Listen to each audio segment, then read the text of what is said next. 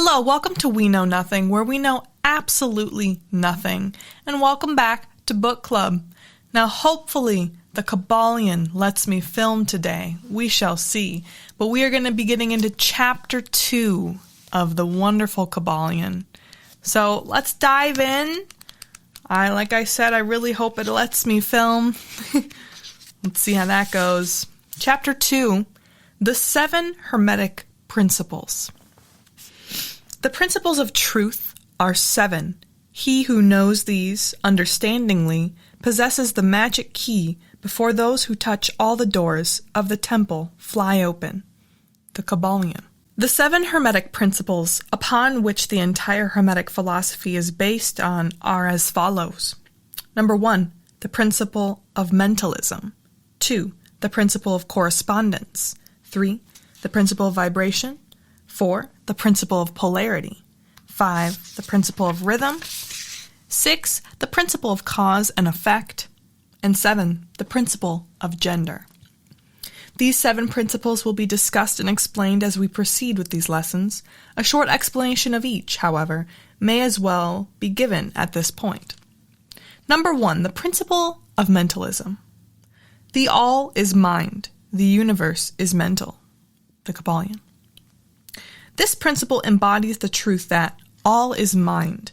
It explains that the all, which is the substantial reality underlying all the outward manifestations and appearances which we know under the terms of the material universe, the phenomena of life, matter, energy, and in short, all that is apparent to our material senses, is spirit, which in itself is unknowable and undefinable, but which may be considered and thought of as an universal, infinite, living mind.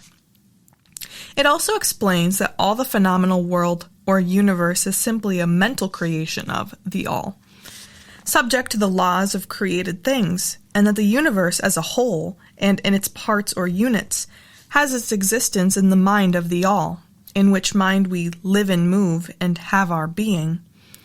This principle, by establishing the mental nature of the universe, easily explains all of the varied mental and psychic phenomena that occupy such a large portion of the public attention, and which, without such explanation, are non-understandable and defy scientific treatment. An understanding of this great Hermetic principle of mentalism enables the individual to readily grasp the laws of the mental universe, and to apply the same to his well-being and advancement. The Hermetic student is enabled to apply intelligently the great mental laws, instead of using them in a haphazard manner. With the master key in his possession, the student may unlock the many doors of the mental and psychic temple of knowledge, and enter the same freely and intelligently. This principle explains the true nature of energy, power, and matter, and why and how all these are subordinate to the mastery of the mind. One of the old Hermetic masters wrote long ages ago, "He who grasps the truth of the mental nature of the universe is well advanced on the path to mastery." And these words are as true today as at the time they were first written. Without this master key, mastery is impossible, and the student knocks in vain on the many doors of the temple. Okay, so right away, the first principle, the all is mind, the universe is mental, the principle of mentalism, is, I feel like, one of the most important of all these principles. I mean, I listed them off, right? And now we'll get into more of them, which they're all equally important in their own right. But mentalism, like, everything comes from the mind. If you think about that, everything we perceive in reality, we are perceiving with our consciousness. I mean, it makes a lot of sense. Everything comes from the mind. The all is the mind. Because, I mean, if you didn't have the ability to realize what's around you, to perceive things, then would anything truly exist? I mean, who knows? If we aren't conscious to perceive it, what exists? How can anything exist? Not even necessarily humans being conscious, but just anything being conscious. If you can't perceive its existence, Does it exist? Did the tree fall in the forest and make a sound even though no one was around? I mean, but let's move on to the second principle. The principle of correspondence. As above, so below. As below, so above. The Kybalion. This principle embodies the truth that there is always a correspondence between the laws and phenomena of the various planes of being and life. The old Hermetic axiom ran in these words, as above, so below, as below, so above. And the grasping of this principle gives one the means of solving many a dark paradox and hidden secret of nature. There are planes beyond our knowing, but when we apply the principle of correspondence to them, we are able to understand much that would otherwise be unknowable to us. The principle is of universal application and manifestation on the various planes of the material, mental, and spiritual universe. It is an universal law. The ancient Hermetists considered this principle as one of the most important mental instruments by which man was able to pry aside the obstacles which hid from view the unknown. Its use even tore aside the veil of Isis to the extent that a glimpse of the face of the goddess might be caught, just as a knowledge of the principles of geometry enables man to measure distant suns and their movements, while seated in his observatory. So a knowledge of the principle of correspondence enables man to reason intelligently from the known to the unknown. Studying the monad, he understands the archangel. Very interesting correspondence. Now, this principle, for me personally, is always the most confusing. I think because it is using correspondence to try to understand the unknowable. So like you're trying to essentially correspond things together to get a knowledge of the unknowable in a way. Kind of like this happens because of this and this and this and that. Like, it can get very overwhelming, the principle of correspondence. But we'll come back to that. Each chapter, moving on, we are dedicated to each principle. This is just a brief overview of what we're getting into. Number 3, the principle of vibration. Nothing rests, everything moves, everything vibrates, the Kybalion. This principle embodies the truth that everything is in motion, everything vibrates, nothing is at rest. Facts which modern science endorses, and which each new scientific discovery tends to verify. And yet this Hermetic principle was enunciated thousands of years ago by the masters of ancient Egypt. This principle explains that the differences between different manifestations of matter, energy, and mind, and even spirit, result largely from varying rates of vibration. From the all, which is pure spirit, down to the grossest form of matter, all is in vibration. The higher the vibration, the higher position on the scale. The vibration of spirit is at such an infinite rate of intensity and rapidity that it is practically at rest, just as a rapidly moving wheel seems to be motionless. And at the other end of the scale, there are gross forms of matter whose vibrations are so low as to seem at rest. Between these poles, there are millions upon millions of varying degrees of vibration. From corpuscle and electron, corpuscle, atom and molecule, to worlds and universes, everything is in a vibratory motion. This is also true on the planes of energy and force, which are but varying degrees of vibration, and also on the mental planes, whose states depend upon vibrations, and even onto the spiritual planes. An understanding of this principle with the appropriate formulas enables Hermetic students to control their own mental vibrations as well as those of others. The masters also apply this principle to the conquering of natural phenomena in various ways. He who understands the principle of vibration has grasped the scepter of power, says one of the old writers. Next up, the principle of polarity. Everything is dual. Everything has poles. Everything has its pair of opposites. Like and unlike are the same. Opposites are identical in nature, but different in degree. Extremes meet. All truths are but half-truths. All paradoxes may be reconciled. The Kybalion. Here we go. This principle embodies the truth that everything is dual. everything has two poles. Everything has its pair of opposites, all of which were old Hermetic axioms. It explains the old paradoxes that have perplexed so many, which have been stated as follows. Thesis and antithesis are identical in nature, but different in degree. Opposites are the same, differing only in degree. The pairs of opposites may be reconciled. Extremes meet. Everything is and isn't at the same time. All truths are but half-truths. Every truth is half false. There are two sides to everything, etc., etc., etc. It explains that in everything there are two poles or opposite aspects, and that opposites are really only the two extremes of the same thing, with many varying degrees between them. To illustrate, heat and cold. Although opposites are really the same thing, the differences consisting merely of degrees of the same thing. Look at your thermometer and see if you can discover where heat terminates and cold begins. There's no such thing as absolute heat or absolute cold. The two terms heat and cold simply indicate varying degrees of the same thing, and that same thing, which manifests as heat and cold, is merely a form, variety, and rate of vibration. So heat and cold are simply the two poles of that which we call heat, and the phenomena attendant thereupon are manifestations of the principle of polarity. The same principle manifests in the case of light and darkness, which are the same thing, the difference consisting of varying degrees between the two poles of the phenomena. Where does darkness leave off and light begin?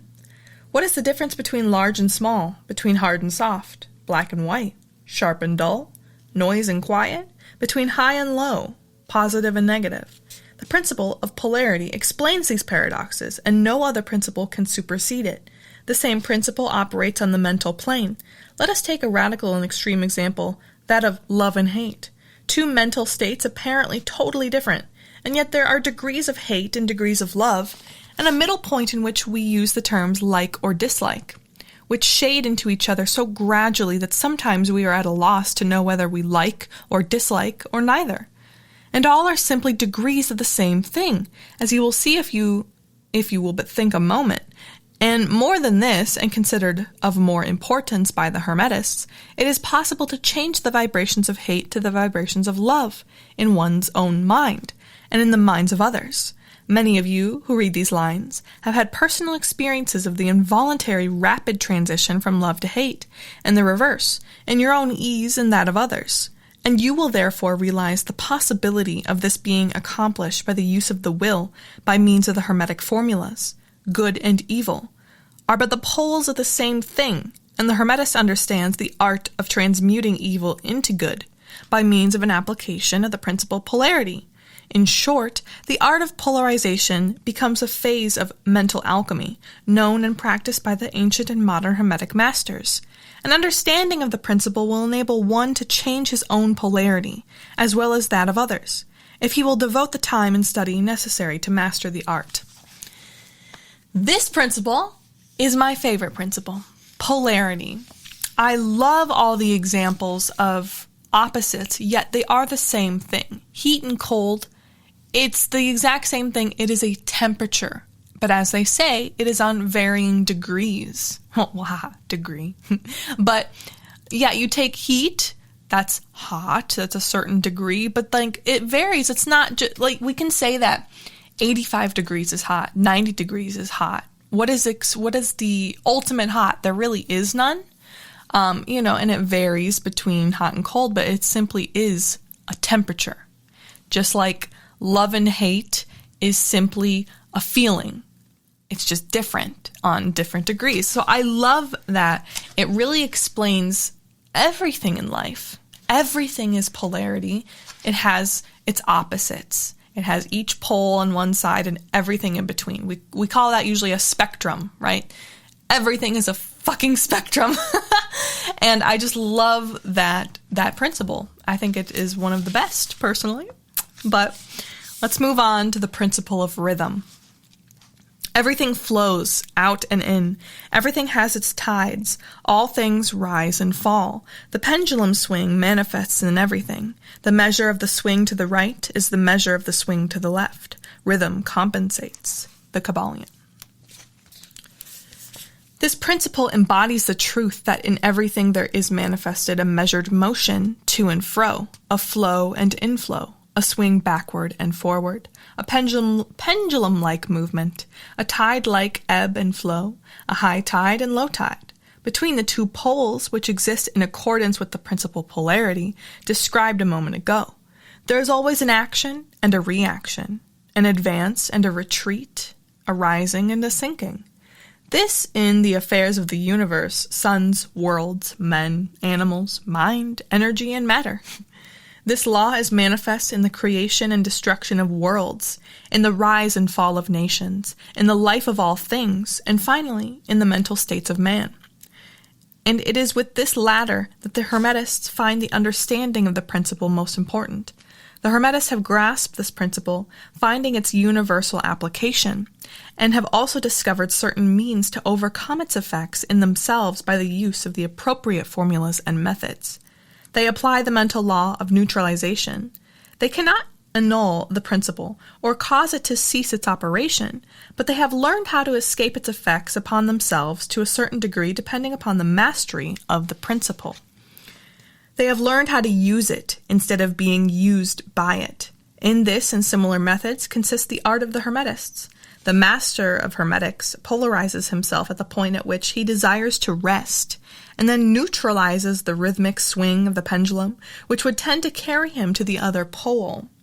All individuals who have attained any degree of self-mastery do this to a certain degree, more or less unconsciously. But the master does this consciously, and by the use of his will, and attains a degree of poise and mental firmness almost impossible of belief on the part of the masses who are swung backward and forward like a pendulum.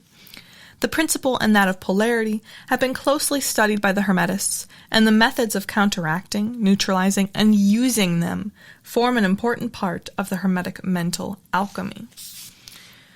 So, rhythm. Pretty self-explanatory, right? You've got the ebb and the flow, the pendulum swing, like they say. It really coincides with polarity.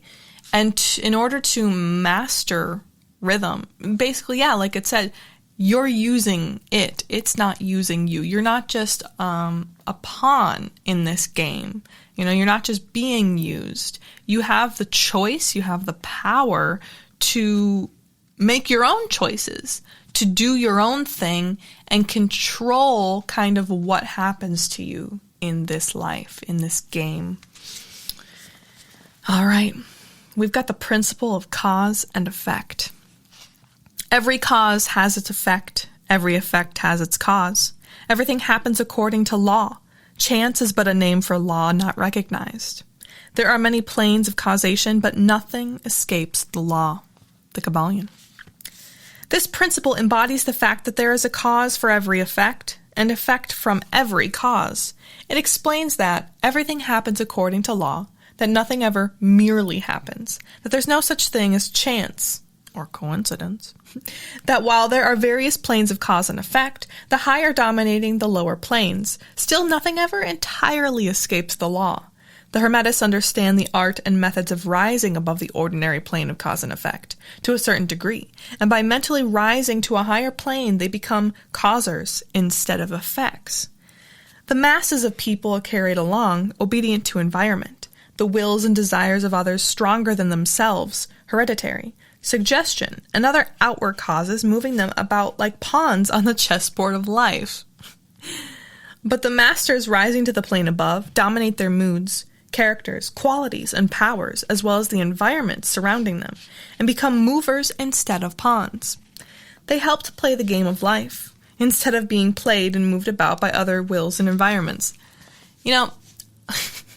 I have read this, but I completely forgot that in the next fucking principle they used the analogy of the chessboard of life, basically, and I'm just like, wow. I just said that. I guess that was deep within my subconscious. All right. They use the principle instead of being its tools. The masters obey the causation of the higher planes, but they help to rule on their own plane. In this statement, there is condensed a wealth of Hermetic knowledge. Let him read who can. So basically, as I was saying in the last principle, yeah, you create your own reality. You have the power to make the choices. You are not just moved about. Like, there's no one controlling you. You have that power. Now, do you believe that? That is the question. Do you believe that you have ultimate power because you are the power? Or do you believe that you are being ruled? You're being controlled? Let me know. Moving on to the principle of gender. Gender is in everything. Everything has its masculine and feminine principles. Gender manifests on all planes, the Kybalion. This principle embodies the truth that there is gender manifested in everything, the masculine and the feminine principles ever at work. This is true not only of the physical plane, but of the mental and even the spiritual planes. On the physical plane, the principle manifests as sex. On the higher planes, it takes higher forms, but the principle is ever the same. No creation, physical, mental, or spiritual, is possible without this principle. An understanding of its laws will throw light on many a subject that has perplexed the minds of men. The principle of gender works ever in the direction of generation, regeneration, and creation. Everything and every person contains the two elements or principles, or this great principle within it, him or her. Every male thing has the female element also. Every female contains the male principle. If you would understand the philosophy of mental and spiritual creation, generation, and regeneration, you must understand and study this Hermetic principle. It contains the solution of many mysteries of life. We caution you that this principle has no reference to the many base